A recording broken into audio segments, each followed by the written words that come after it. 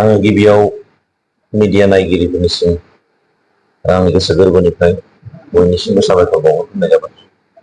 दिनै जोङो सानसेनि हाबाफारियाव दतमा बिजेपि मण्डलनि सिङावहाय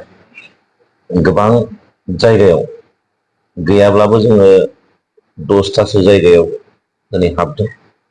आरो बे हाबनायाव गोबां जोंनि जे भटार्सफ्रा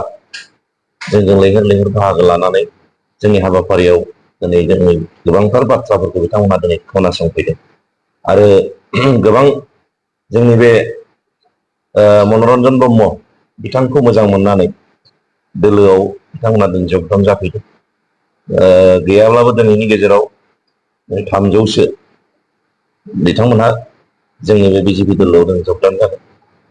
आरो बेखौ जों बुंनो हायो दिनैनि जे हाबाफारिनि गेजेरजों बिजेपि दतमा मण्डलनि सिङावहाय जाय बिजाथिया दिनै गसंनो नागिरदों बिथांनि जे देरहानाया रोखा, जों बेखौ दिनै बुंनो हानाय नङा फैबाय। बिसायख'थिनि थाखाय जोङो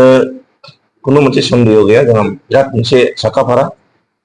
जों गासैबो बुथआवनो बुथनि गासै वार्कार्सफ्रा दिनै गाव गावनि बिबानखौ लानानै